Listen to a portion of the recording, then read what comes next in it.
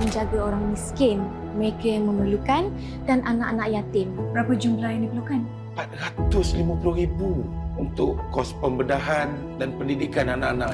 Kasih sangat atas pertolongan hari itu. Dapat bayar yuran-yuran sekolah anak-anak asnaf semua sekali.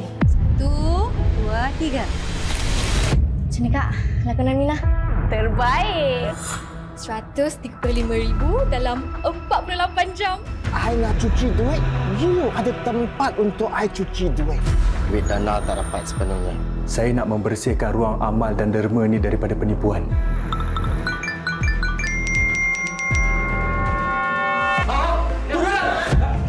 Hari pergi mana Kak? Satu Malaysia kenal kita sekarang ni. Muka kita dekat TV, dekat social media. Semua orang dah anggap kita ni penjenayah.